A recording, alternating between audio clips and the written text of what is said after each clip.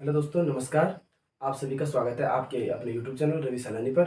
जैसे कि आप जानते हैं कि हमने जो हफ्ते के 3-4 दिन होते हैं, मैंने कहा आपको प्रत्येक दिन में क्या एक नया टॉपिक लेके आता हूँ। तो आज इसी संदर्भ में मैंने कहा जो आज आपका जो टॉपिक है वो है आपका क्या, मैंने कहा था मध्यकालीन भारतीय इतिहास पढ़ाता हूँ और मध्यकालीन भारतीय इतिहास के शायद मैंने आपको 2 भाग पढ़ा दिए थे और आज आपका तीसरा पार्ट पढ़ा रहा हूँ। उसमें जो मैंने आपको साहित्यिक स्रोत और पुरातात्विक स्रोत पढ़ाए थे दिल्ली सल्तनत के, तो वो जो मध्यकालीन भारतीय इतिहास है उसके मैंने साहित्यिक और पुरातात्विक स्रोत पढ़ाए थे। और आज हम पढ़ेंगे जो दिल्ली सल्तनत के प्रमुख प्रमुख क्या हुए आपके शासक हुए हैं उनके बारे में पढ़ेंगे। तो मैं आज देखता हूँ इल्तुतमिश तक हो पाता है कि नहीं हो पाता है, परंतु अकॉर्डिंग टू क्या टाइमिंग है, अकॉर्डिंग टू जो वीडियो की टाइमिंग है ज़्यादा लेंथी ना हो, इसलिए मैं क्या वीडियो ज़्यादा से क्या करूँगा 20-25 30-35 मिनट मैक्सिमम क्या ले जाने की कोशिश करूँ, उससे ज़्यादा वीडियो न जाए। तो इसी संदर्भ में फिर मैं आपसे बात करना चाहूँगा कि मैं जो आज आपके उस टॉपिक लेके आया हूँ वो आपका है, मैंने कहा था आपको दिल्ली सल्तनत में 5 वंशों ने क्या है शासन किया है। और जो वो 5 वंश है उनमें से आपका जो पहला वंश था उसका नाम था गुलाम वंश, दास वंश या ममूलक वंश। गुलाम वंश, दास वंश या ममूलक वंश। दूसरा वंश था आपका खिलजी वंश, तीसरा वंश था तुगलक वंश, चौथा वंश था सैयद वंश और पांचवा वंश था आपका लोधी वंश। और मैंने कहा अंत में आपका जो इब्राहिम लोधी है वो युद्ध में मारा जाता है, उसके तत्पश्चात मुगलों का क्या हो जाता है, भारत पर आधिपत्य हो जाता है, दिल्ली सल्तनत में मुगल सत्ता क्या हो जाती है, स्थापित हो जाती है। आज इस संदर्भ में हम जो दिल्ली सल्तनत का पहला वंश है उस वंश के बारे में पढ़ेंगे, जिस वंश का नाम है आपका क्या गुलाम वंश। और गुलाम वंश आपका 1206 से लेकर 1290 कितना है गुलाम वंश, गुलाम वंश। इसका टाइम पीरियड आपको पता होगा 1206 से लेकर 1290, ठीक है। मतलब पूरा जो दिल्ली सल्तनत का आपको गुलाम वंश था 1206 से लेकर 1290। परंतु इस गुलाम वंश को हमने कहा क्या ममूलक वंश भी कहते थे, इसको ममूलक वंश भी कहा जाता है, गुलाम वंश या ममूलक वंश। कौन सा वंश मैंने बताया था आपको, कौन सा वंश, ममूलक वंश, ममूलक वंश। गुलाम वंश या ममूलक वंश किसको कहा जाता है, गुलाम वंश को क्या कहा जाता है, ममूलक वंश कहा जाता है। और दास वंश को इसको कहा जाता है, किसको, ममूलक वंश को क्या कहा जाता है, दास वंश। ममूलक वंश क्या कहा जाता है, दास वंश भी कहा जाता है। अब इस संदर्भ में हमने जो इसका पहला शासक है वो पहला शासक पढ़ना है। और वो आपको पता होगा गुलाम वंश का जो पहला शासक था वो था वो कौन, कुतुबुद्दीन ऐबक। क्या था, ममूलक वंश का जो आपका पहला शासक है वो है आपका कौन, कुतुबुद्दीन ऐबक। इसका टाइम पीरियड था 1206 से लेकर 1210 ईस्वी, 1206 से 1210 ईस्वी, ठीक है ना। हमने पढ़ा गुलाम वंश या ममूलक वंश।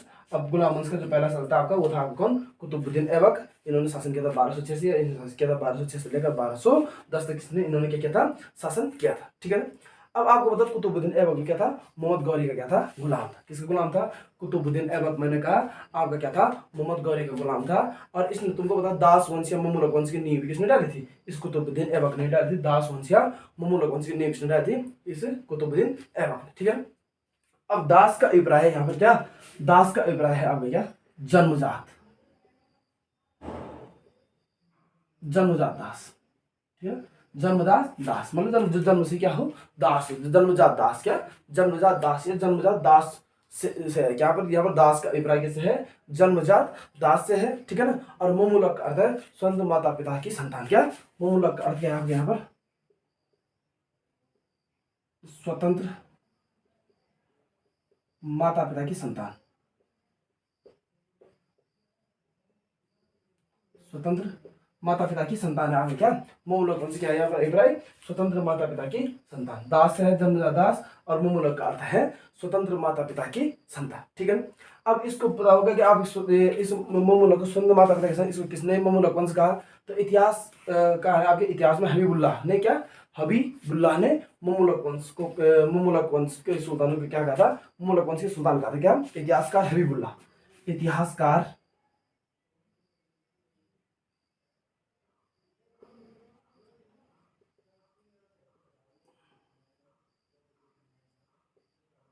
हबीबुल्लाह ने गुलाम वंश के दासकों के गुलाम वंश के शासकों को गुलाम वंश के शासकों को क्या कहा था, ममूलक वंश कहा था। ममूलक अर्थ क्या है, स्वतंत्र माता पिता की संतान, ठीक है ना, स्वतंत्र माता पिता की संतान। क्या ममूलक अर्थ क्या है, स्वतंत्र माता पिता की संतान, ठीक है ना। अब इन स्वतंत्र माता पिता की संतान में जो आपका पहला दास वंश का जो पहला शासक था वो आपका वो कौन था, आपका कुतुबुद्दीन ऐबक। कौन था, कुतुबुद्दीन ऐबक, जिसने 1206 से लेकर 1210 तक क्या था शासन किया। कम शासन काल है पर काम बहुत ज्यादा किए थे, साहित्य प्रेमी था, कला प्रेमी था, ठीक है ना। और तमाम प्रकार की चीज़ों में क्या नीति निर्माता था, अच्छे निर्णय लिया करते थे, साम्राज्य विस्तार की अच्छी नीति थी। ये सब किसके अंतर्गत थी? आपके कुतुबुद्दीन ऐबक के अंतर्गत, ठीक है ना। अब आपको तो जो कुतुबुद्दीन ऐबक था वो क्या, ऐबक बचपन से ही किसका, फखरुद्दीन अब्दुल अजीज कुकी, फखरुद्दीन अब्दुल अजीज कुकी ने क्या दास के रूप में खरीदा। किसको? कुतुबुद्दीन ऐबक। किसने? फखरुद्दीन अब्दुल अजीज कुकी। कौन? फखरुद्दीन अब्दुल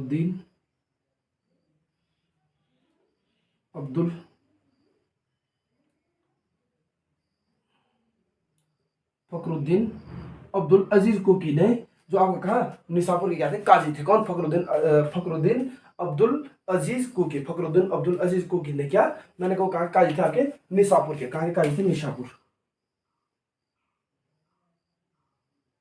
कहाँ काजी थे आपके? निसापुर के क्या थे? काजी थे। कौन? फखरुद्दीन अब्दुल अजीज कुकी। और इन्होंने किसको खरीदा था? ऐबक को खरीदा था। खरीदा था ऐबक को, ठीक है ना। फखरुद्दीन अब्दुल अजीज कुकी ने किसको खरीदा था? ऐबक को क्या खरीदा था, ठीक है ना। अब ऐबक को खरीदा था तो उसके तत्पश्चात जो फखरुद्दीन अब्दुल अजीज कुकी के पश्चात ये किसकी सेवा में आए? मोहम्मद गौरी की सेवा में आए। कौन? ऐबक। ऐबक मोहम्मद गौरी की सेवा में आए।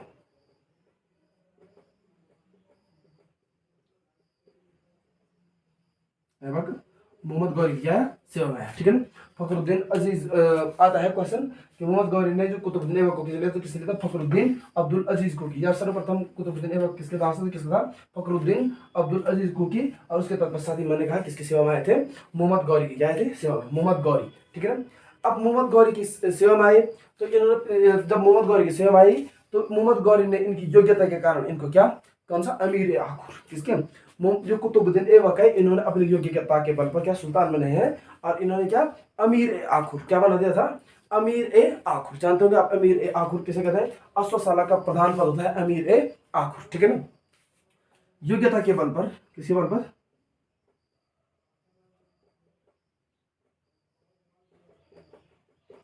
योग्यता के बल पर ऐबक को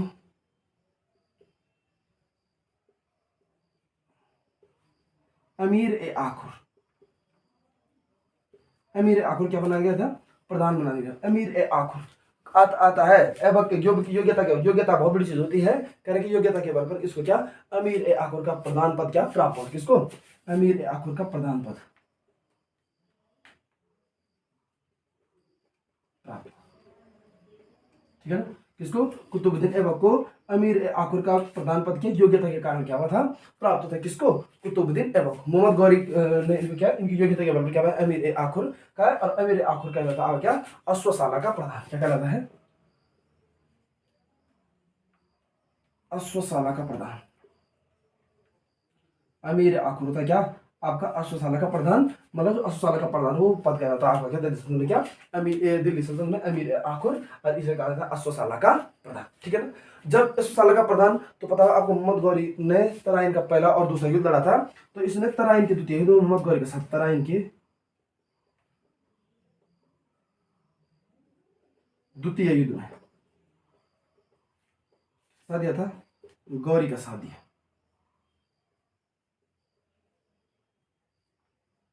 है ना। तराइन का पहला युद्ध हुआ था पृथ्वीराज चौहान और मोहम्मद गौरी के बीच, जिसमें पृथ्वीराज चौहान विजयी हुआ था। तराइन का दूसरा युद्ध हुआ था मोहम्मद गौरी और पृथ्वीराज चौहान के बीच, जिसमें मोहम्मद गौरी क्या हुआ था? विजयी हुआ था। और इस मोहम्मद गौरी के साथ जब इन्होंने युद्ध में भाग दिया था, युद्ध में सहयोग किया था, उसके तत्पश्चात इसने क्या किया? भारतीय प्रदेशों का जो मुख्य भारतीय प्रदेश थे उनका सूबेदार नियुक्त कर दिया। किसको? मोहम्मद गौरी को, ठीक है ना। मोहम्मद गौरी को जब तराइन के द्वितीय युद्ध में गौरी का साथ दिया तो ऐबक को क्या बना दिया गया? ऐबक को भारतीय प्रदेशों का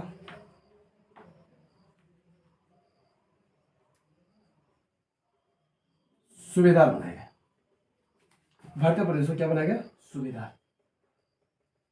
क्वेश्चन आता है भारतीय प्रदेशों का सूबेदार किसे बनाया गया था? तो आपका तराइन का युद्ध हुआ था, वो ये हुआ था कब? 1192 में। 1191 में पहला हुआ था, 1192 में दूसरा हुआ था। और मैंने यहाँ का पृथ्वीराज चौहान की हार हुई थी। और इसमें तराइन के युद्ध में मोहम्मद गौरी ने मोहम्मद गौरी का साथ किसने दिया था? आगे कुतुबुद्दीन ऐबक ने दिया था।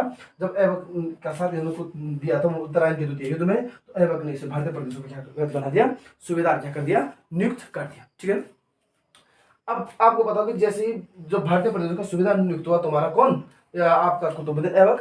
तो शासन सत्ता समझ लो आप, मुख्य प्रमुख आदमी बन गए आपका कौन, कुतुबुद्दीन ऐबक। तो ऐबक के तत्पश्चात जैसे ही इसको भारतीय प्रदेश का मुख्य, उसके तत्पश्चात क्या हो जाती है, उसके तत्पश्चात आपकी किसकी, मोहम्मद गौरी की क्या हो जाती है, मृत्यु हो जाती है। ठीक है ना, मोहम्मद गौरी क्या होती है, मृत्यु हो जाती है। मैं एक बार पुनः इसको रिपीट कर रहा हूँ। हम पढ़ रहे हैं गुलाम वंश, गुलाम वंश 1206 से 1290, इसी को कहा जाए मुमलक वंश, दास वंश, दास का अर्थ है जन्मजात दास, और मुमलक का स्वर्ण माता की संतान, स्वर्ण माता पिता की संतान। इतिहासकार हबीबुल्लाह ने मुमलक वंश कहा है किस वंश को, गुलाम वंश को या दास वंश को। इसमें हम पढ़ रहे हैं आपका जो कुतुबुद्दीन ऐबक था, पहला शासक गुलाम वंश का 1206 से 1210 तक शासन किया था, 1206 से 1210 तक शासन किया। और इसने फखरुद्दीन, जो आप कुतुबुद्दीन ऐबक था, ये पहले किसके पास था आपका, किसने खरीदा था, फखरुद्दीन अब्दुल अजीज कुकी ने खरीदा था इसको। और जो फखरुद्दीन अब्दुल अजीज कुकी थी आपके कहा के थे, निशापुर के क्या थे, काजी थे। ठीक है ना, और ऐबक को उसके तत्पश्चात फखरुद्दीन अब्दुल अजीज कुकी के पश्चात किसकी, मोहम्मद गौरी की क्या है, सेवा में आया। और अपनी योग्यता के बल पर मोहम्मद गौरी के यहाँ क्या, अमीर आखुर का प्रधान पद पर नियुक्त हुआ है। अपनी योग्यता, योग्यता बहुत बड़ी चीज होती है, अपनी योग्यता के बल पर अमीर आखुर के प्रधान पद पर नियुक्त हुआ। और अमीर आखुर का लता का क्या, अश्वशाला का क्या प्रधान। उसके बाद आपको पता होगा इसने मोहम्मद गौरी के साथ तराइन के द्वितीय युद्ध में क्या किया था, भाग लिया था। और तराइन द्वितीय युद्ध में इसका इतना अच्छा प्रदर्शन था, थी योग्यता थी इसके अंदर, कि मोहम्मद गौरी ने इसे क्या, भारतीय प्रदेशों का क्या मुख्य सूबेदार नियुक्त कर लिया। किसको, कुतुबुद्दीन ऐबक को। अब मैं इसको मिटा रहा हूँ। इसके तत्पश्चात आपको पता होगा जैसे ही इसको भारतीय प्रदेशों का मुख्य सूबेदार क्या किया जाता है, नियुक्त किया जाता है, तो जो आपका कुतुबुद्दीन ऐबक था, कुतुबुद्दीन ऐबक को जैसे भारतीय प्रमुख की सुविधा नियुक्त किया जाता है, तो मोहम्मद गौरी क्या हो जाती है, मृत्यु हो जाती है। गौरी क्या हुई, मृत्यु। अब गौरी की मृत्यु हुई, तो गौरी की मृत्यु हुई तो भाई आपका, तुमको पता होगा कि एक प्रमुख व्यक्ति तो चाहिए होता है जिसको क्या ज्यादा क्या हो, एक्सपेंस हो किसी भी शासन सत्ता को चलाने के लिए। ठीक है ना, तो इसने जब गौरी की मृत्यु हुई तो इसने क्या कर, सिंध और मुल्तान को छोड़कर उत्तर भारत का संपूर्ण क्षेत्र इसको क्या हो गया, प्राप्त हो गया। किसको, गौरी की मृत्यु के पश्चात मैंने कहा सिंध और मुल्तान, सिंध व मुल्तान को छोड़कर उत्तर भारत का संपूर्ण क्षेत्र इसको क्या होगा, प्राप्त हो गया। उत्तर भारत का संपूर्ण क्षेत्र प्राप्त हो गया।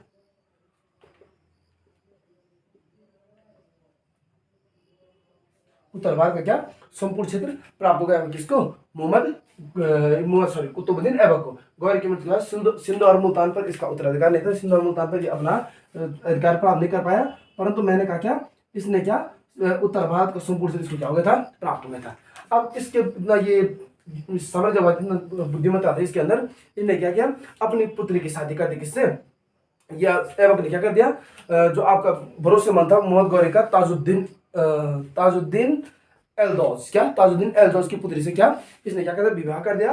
और अपनी बहन की शादी किससे कर दी, नासिरुद्दीन कुबाचा से कर दी। किससे, सिंध का प्रभावी अधिकारी था तुम्हारा कौन, नासिरुद्दीन कुबाचा। ठीक है ना, सिंध का प्रभावी अधिकारी कौन था आपका, सिंध का प्रभावी अधिकारी, सिंध का प्रभावी अधिकारी था आपका कौन, नासिरुद्दीन, सिंध का प्रभावी अधिकारी था आपका नासिरुद्दीन कुबाचा।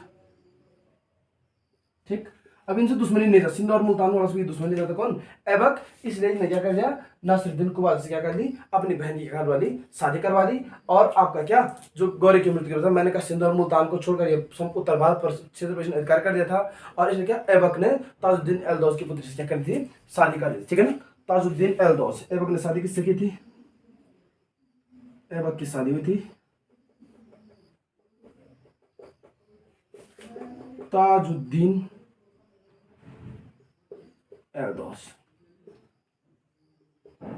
की पुत्री से क्या किया, विवाह। ठीक है ना, ताजुद्दीन एल्दौज की पुत्री से ने विवाह किया। और सिंध का जो प्रभावी अधिकारी था नासिरुद्दीन कुबाचा, उससे अपनी बहन की क्या कर दी, ऐबक ने अपनी बहन की क्या करवाई, शादी करवाई। ऐबक ने बहन की शादी करवाई,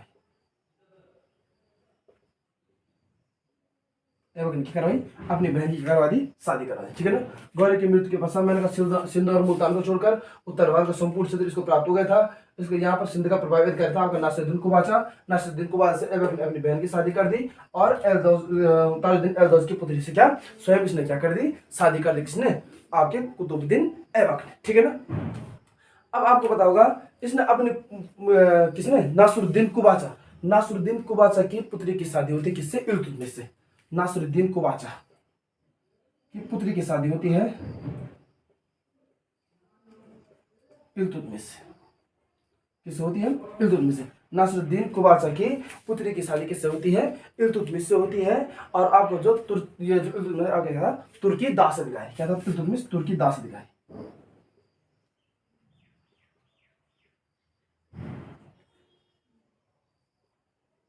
तुर्की दास अधिकारी था आपका कौन? इल्तुतमिश। तो मतलब इसने शादी विवाह करके क्या साम्राज्य विस्तार किया और इनको क्या कहते हैं अपने नियंत्रण में ले लिया। किसको? आपके सिंध के प्रभावी अधिकारी था आपका कौन? नासिरुद्दीन कुबाचा। और उससे क्या ऐबक ने बहन की शादी करवाई और नासिरुद्दीन कुबाचा की पुत्री की शादी किससे हुई? इल्तुतमिश से हुई, जो क्या था आपका तुर्की दास अधिकारी था। ठीक है ना। अब आपको पता होगा इसकी उपाधियां थी मलिक और सिपहसलार। क्या उपाधियां? उपाधियां थी मलिक और सिपहसलार। ठीक। और इन्हीं उपाधियों से इसने क्या की थी? शासन सत्ता क्या की थी? शुरुआत की थी किसने?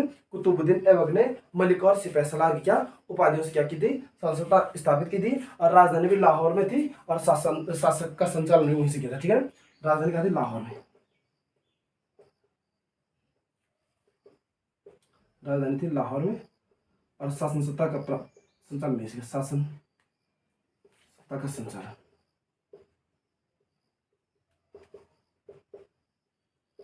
भी यहीं से किया। ठीक है ना। राजधानी कहाँ थी? लाहौर में थी और शासन सत्ता का संचालन भी कहाँ से किया? लाहौर से ही किया। किसने? कुतुबुद्दीन ऐबक। ठीक है ना। अब आपको पता होगा जो आपका कुतुबुद्दीन ऐबक था, कुतुबुद्दीन ऐबक की जो मृत्यु होती है वो कब? 1210 में होती है। 1210 में क्या कुतुबुद्दीन ऐबक की क्या हो जाती है? मृत्यु। 1210 में मृत्यु। और चौगान खेलते समय, क्या खेलते समय? चौगान खेलते समय, चौगान खेलते समय या चौगान का अभी क्या कहते हैं? पोलो। ठीक है ना। चौगान है जो घोड़े से खेल कर क्या चौगान खेलते समय इनकी क्या हुई थी? मृत्यु हो गई थी। किसकी? कुतुबुद्दीन ऐबक की। और इस प्रकार से आपका क्या ऐबक का शासन क्या हुआ? समाप्त हुआ। ठीक है ना। तो ये था किसके बारे में? कुतुबुद्दीन ऐबक के बारे में। ठीक। अब देखो इतना सब काम करने के पश्चात मैंने कहा अगर सिंध और मुल्तान पर इनका अधिकार है तो उत्तरी भारत तो अधिकार था ही, उत्तर भारत का संपूर्ण अधिकार था ही, पर सिंध और मुल्तान पर नहीं था। तो सिंध और मुल्तान का मैंने प्रभावित किया था आपका नासिरुद्दीन कुबाचा।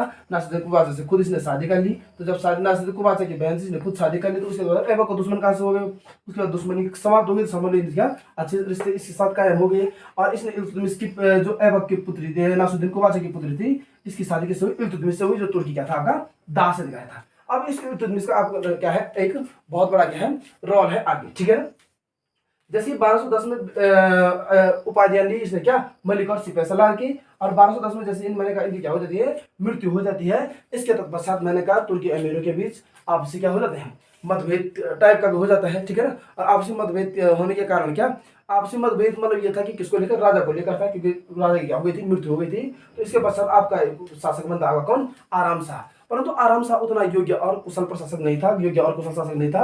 लगभग 1 वर्ष तक, 8 महीने या 1 वर्ष तक क्या कर पाता? ये शासन कर पाता। उसके तत्पश्चात तुरंत आपका कौन आपका शासक बनता? आपका कौन? इल्तुतमिश। ये कहानी मैं भी आपको बताऊंगा। तो ये था किसके बारे में? ऐबक के बारे में। अब कहते हैं ऐबक की उदारता की वजह से, ऐबक की उदारता की वजह से इसको कहा गया क्या? ऐबक की उदारता की वजह से इसको कहा था लाख बख्श। क्या कहा था? ऐबक की उदारता की वजह से इसको कहा जाता क्या? लाख बख्श। ऐबक की उदारता की वजह से इसको कहा गया है लाख बख्श। ऐबक की उदारता के कारण इसको कहा गया है क्या? लाख बख्श। लाख बख्श मतलब लाखों का दान करने वाला आता है। किस शासक को लाख बख्श कहा जाता है? लाखों का दान करने वाला कहा जाता है। तो वो कौन था? आपका ऐबक था। कौन? ठीक है। लाख बख्श किस शासक को कहा जाता है? तो लाख बख्श कहा जाता है किसको? ऐबक को। ठीक है ना। अब आपने इतिहास का सुना होगा हसन निजामी। हसन निजामी ने इसे क्या कहा? द्वितीय हातिम कहा। किसने? हसन निजामी ने। हसन निजामी ने ऐबक को द्वितीय हातिम कहा। हसन निजामी ने ऐबक को क्या कहा? द्वितीय हातिम। हसन निजामी ने ऐबक को क्या कहा? द्वितीय हातिम कहा। ठीक है ना। अब इनकी पता क्या जो आपको ऐबक की सैन्य योग्यता के साथ साथ क्या साहित्य और क्या कला प्रेमी थे। कौन? ऐबक। ठीक है ना। सैन्य योग्यता के साथ साथ सैन्य योग्यता के साथ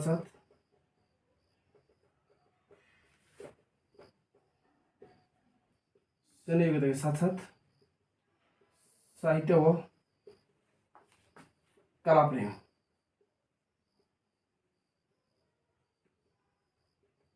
सैन्य योग्यता के साथ साथ क्या, साहित्य व कला प्रेमी था। कौन, कुतुबुद्दीन ऐबक। इन्होंने तुमको पता है, मैंने पिछले जब दिखाया था आपको इसके साहित्यिक स्रोत, प्राथमिक स्रोत, तो वहां पे इन्होंने क्या, कुव्वतुल इस्लाम दिल्ली में, और 2.5 दिन का झोपड़ा, 2.5 दिन का झोपड़ा अजमेर में, ठीक है ना। क्या कहते हैं, मस्जिदों क्या, मस्जिद का निर्माण किया था, मस्जिद का निर्माण किया किसने, कुतुबुद्दीन ऐबक, ठीक है ना। क्या, कुव्वतुल इस्लाम और 2.5 दिन का झोपड़ा अजमेर में है, जो इनका क्या क्या था, निर्माण किया था। किसने, कुतुबुद्दीन ऐबक ने 2.5 दिन का झोपड़ा और किसमें, 2.5 दिन का झोपड़ा और कुव्वतुल इस्लाम का क्या क्या था, निर्माण किया था, ठीक है ना। अब आपको पता होगा प्रसिद्ध सूफी संत आगे कौन, ख्वाजा बख्तियार काकी की स्मृति में, क्या, प्रसिद्ध सूफी संत ख्वाजा बख्तियार काकी की स्मृति में, ख्वाजा बख्तियार काकी की स्मृति में, ख्वाजा बख्तियार काकी की स्मृति में इन्होंने क्या किया था, ख्वाजा बख्तियार काकी की स्मृति में इन्होंने क्या क्या कहते, कुतुब मीनार क्या डाली, नींव डाली। किसने, कुतुबुद्दीन ऐबक ने कुतुब मीनार की नींव,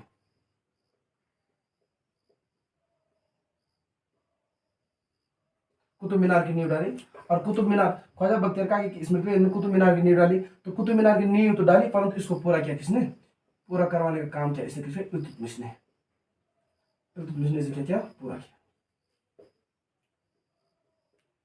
इल्तुतमिश ने क्या किया, पूरा किया किसको, इस कुतुब मीनार के निर्माण, ठीक है ना। तो कुव्वतुल इस्लाम किसने बनाया, कुव्वतुल इस्लाम जो आपका दिल्ली में है, वो जो मस्जिद है वो कहाँ है आपकी, दिल्ली में। इसका निर्माण भी किसने किया, कुतुबुद्दीन ऐबक ने किया। 2.5 दिन का झोपड़ा, इसका निर्माण भी अजमेर में है, कुतुबुद्दीन ऐबक ने किया। ख्वाजा बख्तियार काकी की स्मृति में मैंने कहा प्रसिद्ध सूफी संत थे, प्रसिद्ध सूफी संत आप कौन, ख्वाजा बख्तियार काकी। सूफी संत क्या थे, प्रसिद्ध सूफी संत आप कौन, ख्वाजा बख्तियार काकी। इनकी स्मृति में क्या, कुतुब मीनार की नींव डाली। और इस कुतुब मीनार की नींव तो कुतुबुद्दीन ऐबक ने डाली, परंतु इसको पूरा करने का श्रेय जाता है, वो किसको जाता है, इल्तुतमिश को जाता है, ठीक है ना। अब आपको पता होगा, जैसे ही मैंने कहा इनकी मृत्यु हुई, तो इनकी मृत्यु के पश्चात, ठीक है ना, इनकी मृत्यु के पश्चात कौन बना शासक, आराम शाह। कौन बना, आराम शाह। परंतु इन पर भी क्या है, विवाद है। कोई कहता है कि ये किसका, कुतुबुद्दीन ऐबक का उत्तराधिकारी नहीं था, कोई कहता है कि था, परंतु जो भी था, परंतु कहते हैं इन्होंने 8 माह या 1 वर्ष तक क्या किया, शासन किया। 8 माह या 1 वर्ष तक ये क्या कर पाए, शासन कर पाए। तुम्हारे कौन, आराम शाह अयोग्य थे, योग्य नहीं थे, मतलब, ठीक है ना। अयोग्य नहीं होने के कारण दिल्ली के निकट एक आता है जूद, कहाँ, दिल्ली के निकट जूद नामक स्थान पर आराम शाह को किसने, इल्तुतमिश ने क्या कर दिया था, पराजित कर दिया था। दिल्ली के निकट आता है स्थान जूद, दिल्ली के निकट एक स्थान है जूद नामक स्थान पर इल्तुतमिश ने क्या था, पराजित कर दिया था। इल्तुतमिश ने पराजित किया, ठीक। उस समय आपका जो इल्तुतमिश था वो बदायूं क्या था, इक्तेदार, ठीक है ना। जिस समय इसने इसको पराजित किया, उस समय आपका कौन, ये इल्तुतमिश क्या था, आपका बदायूं का इक्तेदार, बदायूं का इक्तेदार, ठीक है ना। तो ये बदायूं का सूबेदार है, बदायूं का इक्तेदार था वो कौन, इल्तुतमिश, ठीक है ना। तो सीधे सीधे मेरे कहने का अर्थ है, आराम शाह क्या थे, आपके अयोग्य उत्तराधिकारी थे, योग्य नहीं थे, जिस कारण कमजोर शासक थे। इसके कारण क्या, इल्तुतमिश ने इनका क्या, जूद नामक स्थान में, कहां पर, जूद, ठीक है ना।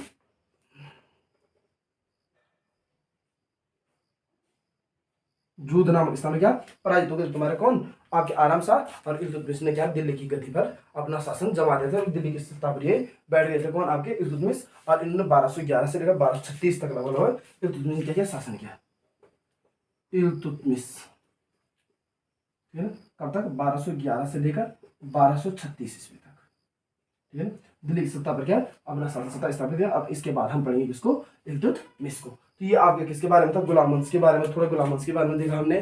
गुलाम वंश के बाद इसके साथ साथ हमने देखा आपको क्या, जो गुलाम वंश का पहला शासक था कुतुबुद्दीन ऐबक। कुतुबुद्दीन ऐबक के बारे में देखा। कुतुबुद्दीन ऐबक ने 1206 से लेकर 1210 तक शासन किया, परंतु मैंने कहा शासन जो कम किया परंतु काम बहुत ज्यादा किया। अपनी शासन सत्ता को अच्छे तरीके से चलाया, अच्छे तरीके से यहाँ पर भवनों का निर्माण किया, अच्छे तरीके से यहाँ पर मस्जिद बनवाई, अच्छे तरीके से कुतुब मीनार की नींव डलवाई। परंतु उसके तत्पश्चात ही मैंने कहा उत्तर भारत के संपूर्ण क्षेत्र इनका उत्तराधिकार था, परंतु संपूर्ण क्षेत्र इनके क्षेत्र उत्तराधिकार में था, परंतु सिंध और मुल्तान नहीं था। तो मैंने कहा वहां पर उन्होंने वैवाहिक संबंध स्थापित करके उनको अपने क्षेत्र में सम्मिलित कर दिया, और तत्पश्चात क्या भारत पर क्या था, अधिकार किया था 1206 से लेकर 1210 में। और 1210 में आपकी कुतुबुद्दीन ऐबक की मृत्यु हो जाती है।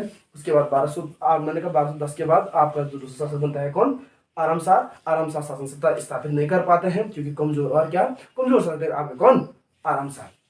जब आरामशाह कमजोर शासक थे तो मैंने कहा दिल्ली के निकट जूद नामक स्थान पर मैंने कहा किसने, इल्तुतमिश ने इनको क्या कर दिया था, पराजित कर दिया था। और उसके तत्पश्चात आपकी दिल्ली की सत्ता पर शासन सत्ता स्थापित हो गई थी किसकी, इल्तुतमिश की। इल्तुतमिश शासक आपके 1211 से लेकर 1236 तक।